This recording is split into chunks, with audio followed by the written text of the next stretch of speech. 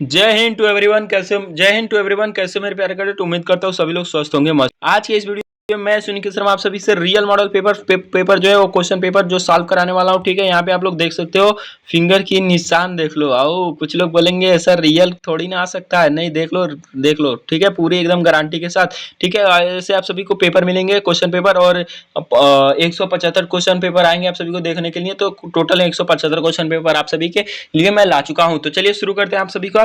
ठीक है, यहाँ पे आप सभी का क्या पहला क्वेश्चन क्या पूछ रहा है, रिक्त स्थानों की पूर्ति कीजिए। और एक क्या है, ड्रिल से पूछे गए सवाल है, जो मार्क्स 10 नंबर का मार्क्स आप सभी को देने वाले हैं।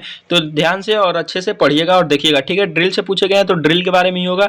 ठीक है, फर्स्ट क्वेश्चन, पीछे मुड़ के हुक्म पर 180 डिग्री मुड़ते हैं। ठीक है, पीछे मुड़ के हुक्म पर कितना मुड़ते हैं, 180 डिग्री हम पीछे मुड़ते हैं। ठीक है, तेज चाल में एक कदम डैश डैश डैश इंच का होता है, यानी कि तेज चाल में एक कदम की दूरी कितनी होती है, तो 30 इंच की दूरी होती है। नेक्स्ट सज में डैश डैश डैश के द्वारा ड्रेसिंग की जाती है, यानी कि सज में किसके द्वारा ड्रेसिंग की जाती है, तो दर्शक के द्वारा। ठीक है, नेक्स्ट क्वेश्चन, थंब का कमांड किस पैर पे दिया जाता है, तो थंब का कमांड बाएं पैर पे दिया जाता है। ठीक है, नेक्स्ट क्वेश्चन, राष्ट्रपति को गार्ड ऑफ ऑनर की संख्या कितनी होती है, यानी कि राष्ट्रपति को गार्ड ऑफ ऑनर देने वाले कैडेटों की संख्या कितनी होती है, तो 150 होती है। प्रधानमंत्री की 100 होती है। ठीक है, उसके बाद सावधान की स्थिति में पैरों के अंगूठों के बीच में बना कोण डैश डैश डैश डिग्री का होता है, 30 डिग्री का कोण बनता है। ठीक है, उसके बाद नेक्स्ट क्वेश्चन, डबल टाइम मार्च में कदमों के बीच की दूरी कितनी होती है, तो 17 होती है, 17 इंच। ठीक है, 17 इंच होती है। ठीक है, नेक्स्ट क्वेश्चन, ड्रिल में word of command dash dash dash भागों में बांटा गया है। ड्रिल में वर्ड ऑफ कमांड को 2 भागों में बांटा गया है। नेक्स्ट क्वेश्चन,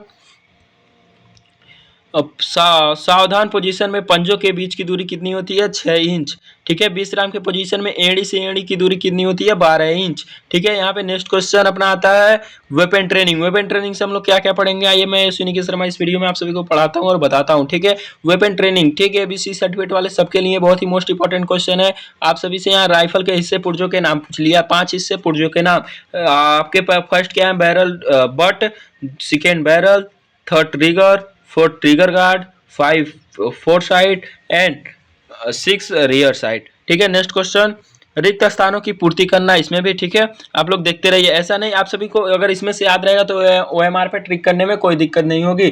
ठीक है, नेक्स्ट क्वेश्चन, तो मैं यहाँ पे बता दूं 7.62 mm LMG कितने भागों में खुलती है, तो 5 भागों में LMG जो है खुलती है। नेक्स्ट क्वेश्चन, राइफल की सफाई के बाद डैश डैश डैश लगाया जाता है। राइफल के सफाई के बाद क्या लगाया जाता है, तेल। ठीक है, उसके बाद नेक्स्ट क्वेश्चन, SLR की प्रभावी सीमा रेंज कितना है, 300 मीटर। ठीक है, यहाँ पे आप सभी को देखने को मिल जाएगा 300 मीटर। ठीक है, नेक्स्ट क्वेश्चन, .22 डिलक्स राइफल की प्रभावी सीमा रेंज कितना है, .22 डिलक्स राइफल की प्रभावी सीमा रेंज 25 मीटर है। ठीक है, नेक्स्ट क्वेश्चन, LMG मैगनीज की क्षमता कितनी है, तो 30 राउंड है। ठीक है, next question, rifle .22 rifle barrel कितने इंच की होती है, तो .22 ही होती है। ठीक है, उसके बाद नेक्स्ट क्वेश्चन, .22 राइफल की मजल वेलोसिटी कितनी होती है, 130 फीट प्रति सेकेंड। ठीक है, उसके बाद नेक्स्ट क्वेश्चन, 7.62 mm SLR के भरी मैग्नीज का वजन कितना होता है, तो 0.709 ग्राम होता है। ठीक है, नेक्स्ट क्वेश्चन मेरे प्यारे कैडेट, वीडियो से जुड़े रहेगा आप लोग। और आप सभी को यहाँ पे तीसरा क्वेश्चन पेपर चालू होने जा रहा है, तो वीडियो बिना स्किप किए पूरा देख लो और अच्छे से पढ़ लो। ठीक है, इतना मॉडल पेपर कोई लाएगा नहीं आपके लिए ढूंढ के, बस मैं सुनील शर्मा, और हमारे चैनल पे आप सभी को ऐसे ऐसे मॉडल पेपर बहुत देखने को मिल जाएंगे। आप लोग जाना भाई, एक प्लेलिस्ट है, ठीक है, NCC MCQ करके है। ठीक है, प्लेलिस्ट क्या है, NCC MCQ A B and C exam question paper 2025 करके है। ठीक है, जब आप लोग वहां पे जाएंगे तो आप सभी को A B C तीनों के लिए जो है क्वेश्चन पेपर देखने को मिलेंगे। ठीक है, तो चलिए यहाँ पे आप सभी को क्या, निम्नलिखित का पूरा नाम लिखो। निम्नलिखित का पूरा नाम यहाँ पे लिखना है हमें। तो चलिए शुरू करते हैं, क्यों ना हम लिख डालते हैं। तो यहाँ पे क्या दिया, क ख ग घ, RL LMG इंसास MPI। ठीक है, तो चलिए हम लोग लिखते हैं। तो RL का फुल फॉर्म क्या होगा, यहाँ पे देखिए फुल फॉर्म भी दिया है, आरएल का फुल फॉर्म क्या होगा? Rocket launcher. एक बार और आप लोग, बहुत ही मोस्ट इंपॉर्टेंट क्वेश्चन है, हर एक एग्जाम में आता है, ठीक है। आरएल का फुल फॉर्म रॉकेट लॉन्चर, ठीक है। एलएमजी का फुल फॉर्म क्या होगा? एलएमजी का full form light machine gun, ठीक है। एलएमजी का फुल फॉर्म क्या होगा? Light machine gun. इंसास का फुल फॉर्म क्या होगा? इंडियन स्मॉल आर्म सिस्टम, ठीक है। इंसास का फुल फॉर्म क्या होगा? इंडियन स्मॉल आर्म सिस्टम, ठीक है। नेक्स्ट, एमपीआई का फुल फॉर्म क्या होगा? मेन पॉइंट ऑफ इम्पैक्ट, ठीक है, इम्पैक्ट। नेक्स्ट क्वेश्चन,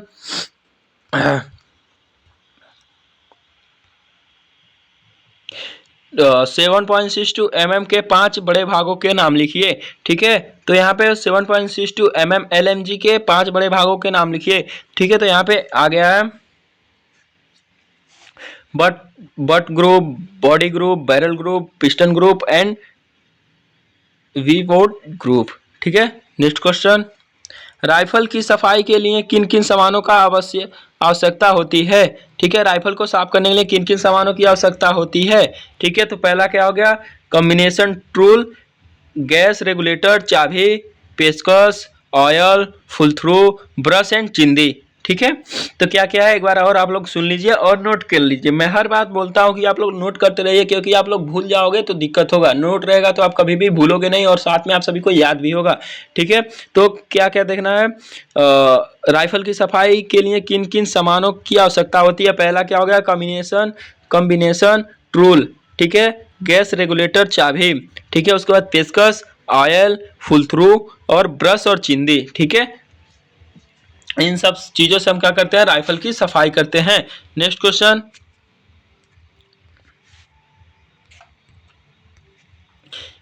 क्या है? किन कारणों से राइफल में रुकावटें आती हैं, ठीक है। ऐसा मतलब क्या कारण है जिसके वजह से अपने जो राइफल है उसमें रुकावटें आ जाती हैं, ठीक है। तो आपसे पहला देखिए, यहाँ पे दे दिया जिन जिन चीज़ों से अपने राइफल में रुकावटें आती हैं, ठीक है। पहला क्या दिया है? खाली मैगजीन से, खाली मैगजीन। दूसरा, फायरिंग पिन टूट जाना, ठीक है। गैस की कमी, राइफल की सही सफाई ना होना, ठीक है। अभी मैंने बताया सफाई किससे किससे होती है, ठीक है। एम्यूनेशन की खराबी, ठीक है। इतने ये मतलब 5 हैं, इनके वजह से क्या होती है? हमारी राइफल चलाने में क्या रुकावटें होती हैं, ठीक है। तो आपने सफाई को सबसे मुख्य तौर पे याद रखना है, ठीक है। खाली मैगजीन, फायरिंग पिस्टन टूट जाना, गैस की कमी, राइफल की सफाई ना होना और एम्यूनेशन की खराबी होना, ठीक है। इन्हीं चीज की वजह से अपना क्या है? राइफल की रुकावटें आ जाती हैं, ठीक है। नेक्स्ट क्वेश्चन अपना क्या है? नेक्स्ट क्वेश्चन, कोई भी हथियार इस्तेमाल करने से पहले कौन सी सावधानियां रखनी चाहिए, ठीक है। यहाँ पे आप लोग को क्वेश्चन देख लो, ठीक है। कोई भी हथियार इस्तेमाल करने से पहले कौन सी सावधानियां रखनी चाहिए, ठीक है। यहाँ पर दे दिया है क्या क्या सावधानी रखना है।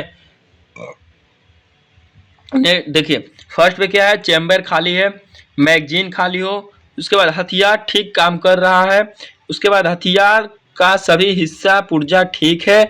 नेक्स्ट, सेफ्टी कैश एस पर हो, ठीक है। तो आप सभी को हथियार यूज करने से पहले इतने चीजों को ध्यान में रखना है, ठीक है। अभी भी किसी को डाउट है?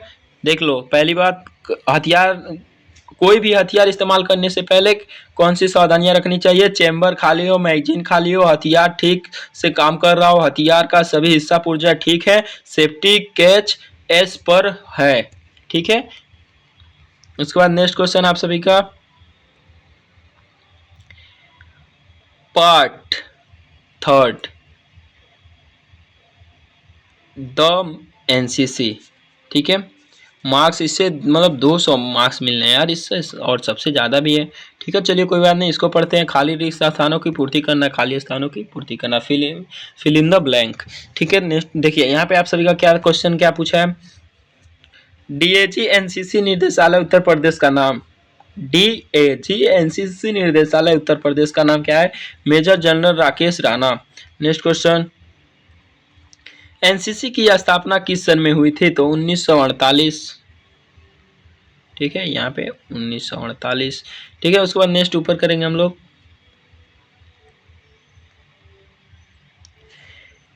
एनसीसी कैडेट की एक कंपनी में 160 कैडेट होते हैं।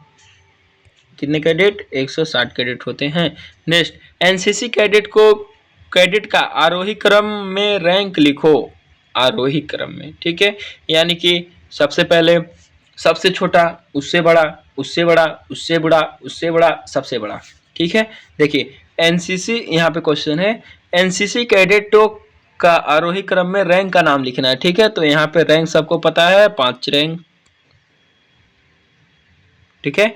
सबसे फर्स्ट पे क्या है, कैडेट, उसके बाद lance corporal, corporal, sergeant, junior under officer and senior under officer, ठीक है। कोई डाउट, क्लियर, चलो अच्छी बात है। नेक्स्ट क्वेश्चन, भारत में कितने निर्देशालय हैं तथा एनसीसी निर्देशालय उत्तर प्रदेश में, यहाँ पे देखिए पेपर की वजह से ढक गया है, उत्तर प्रदेश में कितने हो सकता है, ग्रुप मुख्यालय हैं, ठीक है। तो यहाँ पे थोड़ा ऊपर करेंगे, हाँ देखिए एनसीसी में टोटल 17 निर्देशालय और एनसीसी निर्देशालय यूपी में टोटल 11 ग्रुप हैं, ठीक है। उत्तर प्रदेश में टोटल 11 ग्रुप हैं, ठीक है। आप लोग को समझ में आ गया। भारत में कितने निर्देशालय तथा एनसीसी निर्देशालय उत्तर प्रदेश में कितने ग्रुप मुख्यालय हैं, एनसीसी में 17 निर्देशालय है, एनसीसी निर्देशालय यूपी में 11 ग्रुप हैं, ठीक है। नेक्स्ट क्वेश्चन ऊपर, नेशनलिटी अवेयरनेस, ये 32 मार्क्स यहाँ पे आप सभी को देखने को मिल रहा है, ठीक है। इसमें भी अच्छे से पढ़ लीजिए, ठीक है। बहुत ही मोस्ट इंपॉर्टेंट क्वेश्चन लाया हूँ मैं आप सभी के लिए आज, तो कहो ही नहीं, मजे मजे, ठीक है। क्वेश्चन नंबर 12, भारत के किन्हीं 4 पड़ोसी देशों के नाम लिखना है, पाकिस्तान, चीन, भूटान, नेपाल, श्रीलंका। कितना आसान है यार, ये तो हमारी जुबान पे रहता है, ठीक है। चीन के बगल में एक पहले कौन सा था जिसको चीन कब्जा कर लिया, ताइवान, ऐसे करके कोई देश था, ठीक है। चलिए छोड़िए, यहाँ पे क्या, भारत के किन्हीं 4 पड़ोसी देशों के नाम, पहला पाकिस्तान, दूसरा चीन, भूटान, नेपाल, श्रीलंका, ठीक है। नेक्स्ट क्वेश्चन, अरे म्यांमार, बांग्लादेश बहुत है, मतलब 7-8। एनसीसी में कैंप कितने प्रकार के होते हैं, बहुत ही मुख्य मोस्ट इंपॉर्टेंट क्वेश्चन पूछ लिया भाई, मोस्ट इंपॉर्टेंट, ठीक है। यहाँ पे आप लोग देखेंगे बहुत ही मोस्ट इंपॉर्टेंट क्वेश्चन पूछा है, एनसीसी में कितने प्रकार के कैंप होते हैं, ठीक है। पहला एनुअल कैंप, ठीक है, एनुअल ट्रेनिंग कैंप। उसके बाद दूसरा थल सैनिक camp, advance leadership camp, IGC camp, RDC camp, social service camp, all India summer camp, mountaineering camp, para trooper camp, independent day camp, national integration camp, army attachment camp. NCC में total ये क्या है, camp हैं, इतने camp होते हैं अपने NCC में, ठीक है। ये क्या है, एनसीसी में टोटल इतने कैंप होते हैं भाई, एनसीसी में टोटल 12 कैंप होते हैं, ठीक है। यहाँ पे आप सभी को देखने को मिल गया, एनसीसी में टोटल कितने कैंप होते हैं, तो 12 कैंप होते हैं, ठीक है। यहीं से शुरू है, एनसीसी में इतने कैंप होते हैं। इसमें से कौन कौन आपने किया कमेंट सेक्शन में बार कमेंट कीजिएगा, ठीक है। उसके बाद मैं चलता हूँ नेक्स्ट कैंप की ओर, मतलब नेक्स्ट क्वेश्चन की ओर। क्या राष्ट्रीय एकता क्या है, यहाँ पे क्या पूछ लिया, राष्ट्रीय एकता क्या है। राष्ट्रीय एकता के बारे में भाई सबको पता होना चाहिए, ठीक है, और ये हर एक एनसीसी कैडेट के लिए बहुत महत्वपूर्ण है, ठीक है। राष्ट्रीय एकता क्या है, राष्ट्र के नागरिक सामूहिक भावना से प्रेरित होकर कार्य करते, अपने हितों को राष्ट्र के सर्वोपरि मानते, राष्ट्रीय मूल्यों तथा मान्यताओं के संबंध में एक मत होते हैं, जिसे राष्ट्रीय एकता कहते हैं या करते हैं। ऐसे हमारा भारत देश विभिन्न धर्मों, जातियों एवं संप्रदायों और संस्कृतियों, रीति रिवाजों के होते हुए भी सभी राष्ट्रीयता की भावना से प्रेरित हैं, ठीक है। ये तो हो गया अपना राष्ट्रीय एकता। नेक्स्ट क्वेश्चन, राष्ट्रीय एकता में विघटन 6 तत्वों के नाम लिखना है हमें। राष्ट्रीय एकता में विघटन 6 तत्वों के नाम लिखना है, विघटन। ठीक है, तो चलिए हम क्यों ना शुरू करते हैं इसको लिखना। ऊपर कीजिए, जो राष्ट्रीय एकता में विघटन डालते हैं सबसे फर्स्ट, यहाँ पे आप लोग देखेंगे तो अपना फर्स्ट पे क्या है, क्षेत्रीयता की भावना, भाषावाद की भावना, जातिवाद की भावना, राजनैतिक दल, विदेशी तत्व, आर्थिक असमानता, सांप्रदायिकता। ठीक है, ये क्या, राष्ट्रीयता में विघटन। ठीक है, नेक्स्ट क्वेश्चन, निम्न स्थानों को कौन से राज्य में स्थित है, निम्न स्थान कौन से राज्य में स्थित है। आईएमपी यहाँ पे लिख लो भाई, मैंने बहुत दिन से आईएमपी नहीं बोला लेकिन आज बोल रहा हूँ, आईएमपी मोस्ट इंपॉर्टेंट क्वेश्चन। ठीक है, आईएमपी डालो यहाँ पे, इंपॉर्टेंट क्वेश्चन है। ठीक है, देखो ये रिक्त निम्न स्थानों के किस ये स्थान जो इस साइड दिए गए हैं, ठीक है, इस साइड दिए गए हैं, ये बताना है किस राज्य में स्थित है। ठीक है, तो यहाँ पे बताया गया है, तो चलिए मैं आप सभी को बताता हूँ। हाँ चलिए यहीं से, तो सबसे पहले हम बात करते हैं हरिद्वार कहाँ पे है, उत्तराखंड। धान का कटोरा कहाँ है, छत्तीसगढ़। अमरनाथ की गुफा, जम्मू एंड कश्मीर। ठीक है, नेक्स्ट, ये भाई मोस्ट इंपॉर्टेंट क्वेश्चन है, मैं तो यही बोलूँगा। स्वर्ण मंदिर Amritsar, gateway of India Mumbai में, लोटस मंदिर दिल्ली में। ठीक है, ये सब मोस्ट इंपॉर्टेंट क्वेश्चन है। ठीक है, नागरिक किसे कहते हैं और देश की नागरिकता के लिए क्या होना आवश्यक है। नागरिक किसे कहते हैं और देश की नागरिकता के लिए क्या होना आवश्यक है। नागरिक यहाँ पे आंसर है। ठीक है, नागरिक उस व्यक्ति को कहते हैं जो राज्य के प्रति भक्ति रखता हो तथा उसे राजनीतिक एवं सामाजिक अधिकार प्राप्त हो और जो लोग सेवा की भावना से प्रेरित हो। नागरिक उस हो सॉरी एक बार और हम पढ़ेंगे। नागरिक उस व्यक्ति को कहते हैं जो राज्य के प्रति भक्ति रखता हो तथा उसे राजनीतिक एवं सामाजिक अधिकार प्राप्त हो और जो लोग सेवा की भावना से प्रेरित होता है वो नागरिक, उसे नागरिक कहते हैं। बात क्या है कि मैं इधर कुछ काम भी कर रहा हूँ लैपटॉप से और आप सभी को पढ़ाने का भी काम कर रहा हूँ। ठीक है, तो आप लोग से तो अगर हमसे थोड़ी बहुत मिस्टेक हो रही है तो उसके के लिए आप सभी से क्षमा चाहते हैं। ठीक है, मतलब आप लोग देखते रहिए अच्छे तरीके से। ठीक है, क्योंकि इंसान से ही गलती होती है। ठीक, तो थोड़ा बहुत आप लोग भी गौर कीजिएगा। उसे नागरिक कहते हैं। और यहाँ पे क्या है, प्रथम श्रेणी, द्वितीय श्रेणी, तृतीय श्रेणी। ठीक है, तो क्या क्या है आइए हम जानते हैं। तो प्रथम श्रेणी में क्या है, प्रथम श्रेणी में वे व्यक्ति आते हैं जो भारत की भूमि पर पैदा हुआ हो।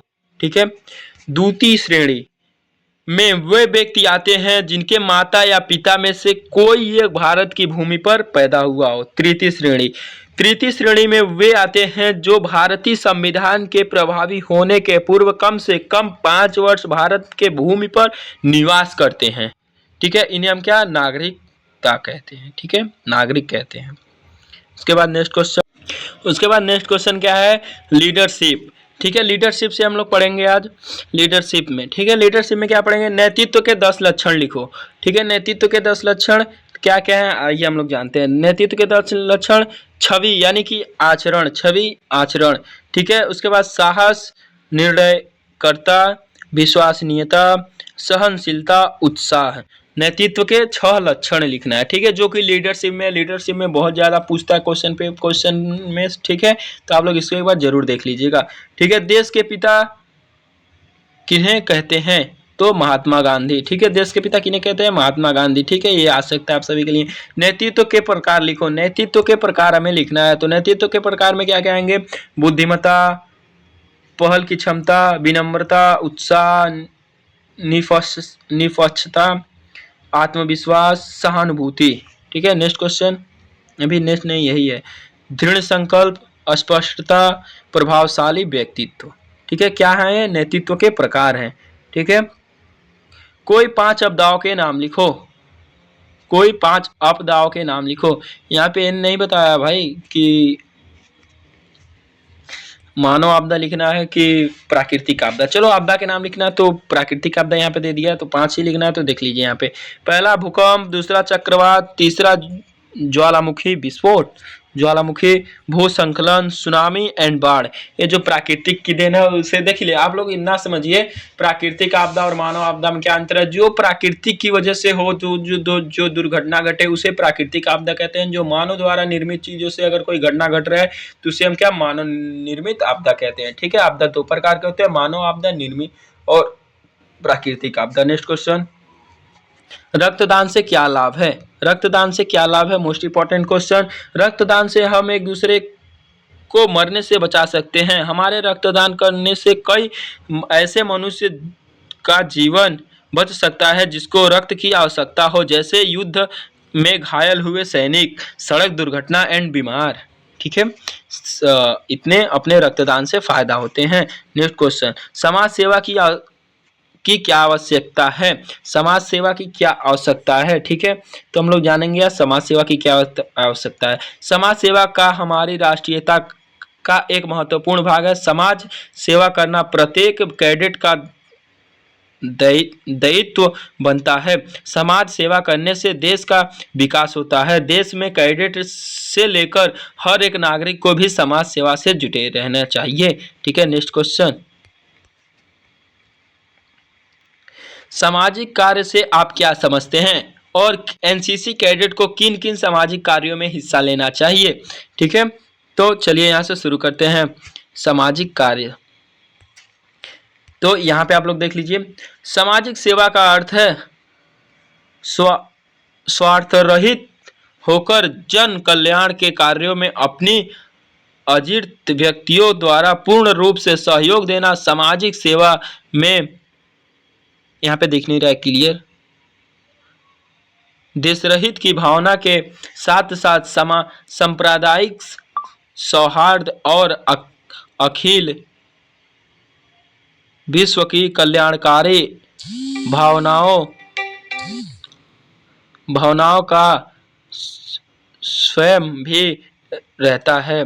ठीक है, संभव भी रहता है। एनसीसी कैडेट का निम्न सामाजिक कार्य में भाग ले सकते हैं। पहला, रक्तदान, साक्षरता अभियान, दहेज निर्माण अभियान, बीमारियों के विरुद्ध श्रमदान अभियान, आई कैंपों में मरीजों की देखभाल, ट्रैफिक कंट्रोल, प्राकृतिक आपदा में राहत कार्यों, वृक्षारोपण। तो यहाँ पे हमारे पिताजी का कॉल आ रहा है, तो मैं बात करने के बाद नेक्स्ट क्वेश्चन पेपर ला रहा हूँ आप सभी के लिए।